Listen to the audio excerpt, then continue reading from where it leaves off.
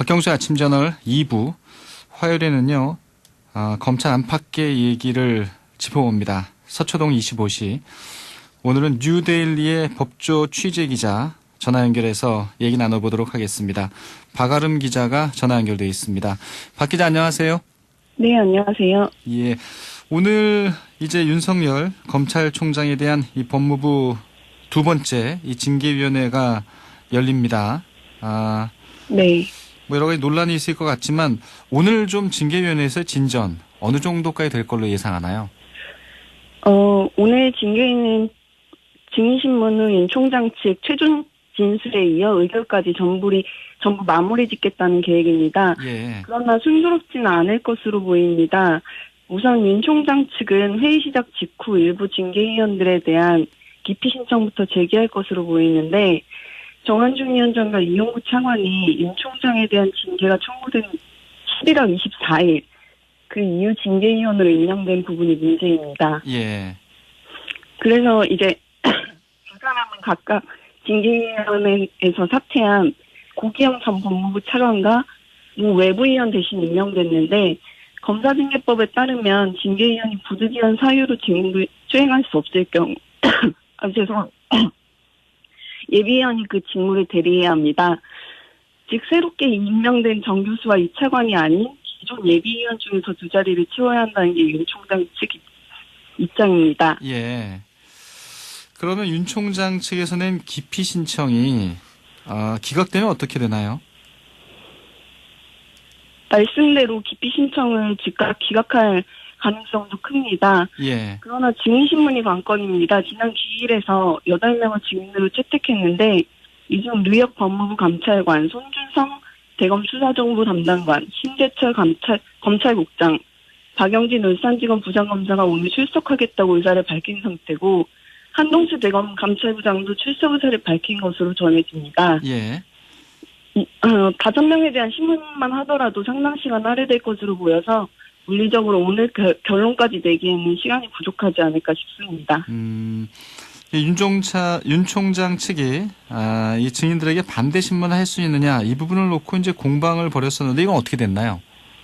그 논쟁은 일단 징계위가 한 발 물러서면서 일단락된 상태입니다. 예. 당초만 해도 징계위는 윤 총장 측 반대 신문을 허용할 수 없다는 입장이었는데 정한중 위원장이 윤 총장 측 직접 신문을 허용하는 방안을 검토하겠다고 했습니다. 다만 실제 이제 윤 총장 측 방어권을 보장하기 위한 것이라기보다 가뜩이나 절차상 위법성 논란이 큰 상황이기 때문에 이를 좀 불식시키려는 전략적 후퇴라는 시각도 있습니다. 예. 1차 심의에 이어서 이 징계위 구성에 관해서 이제 윤 총장 측의 반발이 계속되고 있는데 먼저 심의위원이 이제 1차 5명에서 4명으로 줄어들었잖아요. 네. 이에 대한 윤 총장 측의 의견서가 이 법무부에 제출됐다고요. 네, 그렇습니다. 1차 심의 때 정한중 위원장, 이용구 차관, 신성식 부장, 안진 교수 이렇게 4명으로 징계위원이 확정됐습니다. 예. 당초 징계위에 포함되어 있던 신재철 국장은 기피 신청에 대한 의결 직후 자진 회피했고요. 그래서 오늘 최종적으로 4명이 참석하게 됐는데 윤 총장 측은 공석인 3자리의 예비위원을 채워서 7명으로 진행을 해야 한다는 입장입니다. 근데 법무부는 예비위원을 지정하지 않아도 의결 정족수가 되면 심의가 가능하다는 입장이어서 윤 총장 측 의견이 받아들여질 가능성은 낮습니다. 정한중 그 징계위원장 직무대리 네. 그분에 대한 공정성 시비도 계속되고 있는데 어떤 점들이 논쟁이 되고 있는 거죠?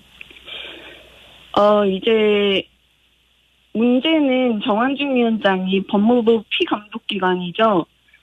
그 정부 법무공단. 예. 거기 인사로 재직 중인 사실이 알려진 건데요. 예.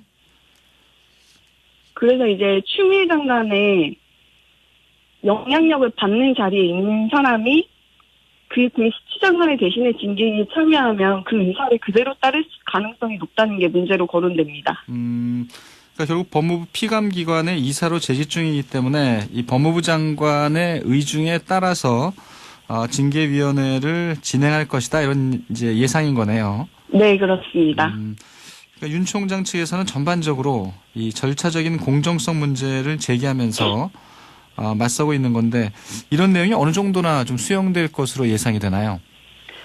사실 이제 와서 윤 총장 측 의견을 법무부가 수용하거나 타협할 가능성은 거의 전무하지 않을까 싶습니다. 예. 앞서서도 법무부가 윤 총장 측 요구를 수용한 건 사실상 단 한 차례에 불과한데 4일 예정됐던 징계위기를 10일로 연장했던 일입니다. 이것도 사실 문재인 대통령이 절차성과 공정성 보장을 강조한 직후에 취한 조치여서 윤 총장 측 요구 때문이라기보다 문 대통령의 입김이 작용한 것이라는 분석이 컸습니다. 예. 그 윤 총장의 이제 징계 사안이 이제 6가지 있는데 그 중에 하나가 이제 이 종편 채널A 수사 방해 의혹도 포함되어 있잖아요. 네. 근데 징계위원 가운데 이제 한 분이죠. 이 신성식 검사장. 이 부분에 이제 연결돼 있는 것 같아요. 네, 그렇습니다. 한동훈 검사장이 어제 이른바 검언유착 의혹에 대한 KBS 오보 사건과 관련해서 그 KBS 기자에게 오보 내용을 확인해준 검사로 신성식 부장을 지목했습니다. 예. 남부지검은 아직 피해자로 신성식 부장을 특정하지는 않았다는 입장이기는 합니다만 한 검사장 주장대로라면 수사를 받는 피해자가 총장에 대한 징계를 심의하는 셈이 됩니다. 특히 검언유착 사건은 말씀하신 대로 추 장관이 윤 총장에게 적용한 6가지 혐의 중 하나여서 공정성 문제가 더욱 심각하게 제기되는 상황입니다. 예. 그러니까 신성식 검사장은 지금 이 대검찰청 반부패 강력부장이죠. 네. 신성식 검사장에 대한 기피 시정이 받아들여지면 만약에 다음 징계위원은 누가 되나요?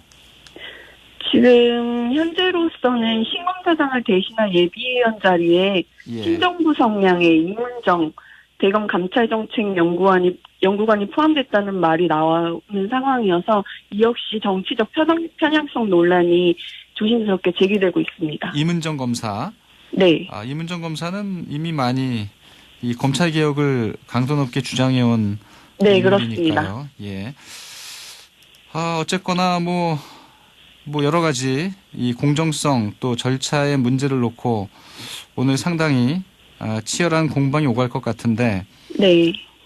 추미애 법무부 장관 또 윤석열 검찰총장 이 SNS를 통한 뭐라 그럴까요? 신경전, 기싸움 뭐 계속 가고 있습니다. 네, 그렇습니다. 이 내용 좀 한번 정리해 보죠.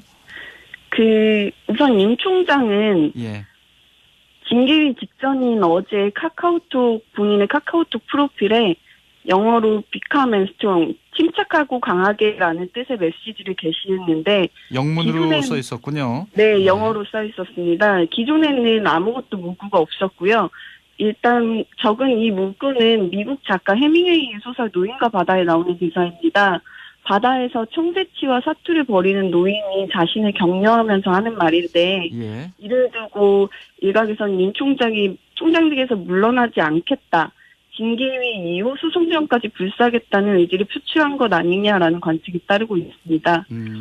반면 추 장관은 최근 윤 총장에 대해서 직접적인 언급을 사실 회피하는 모습입니다. 예. 아무래도 절차상 위법성 논란이 불거지면서 여권에서도 볼멘 소리가 나오니까 다소 위축된 분위기가 아닌가 싶은데 대신 추 장관은 어제 SNS에 검찰 아직 멀었다.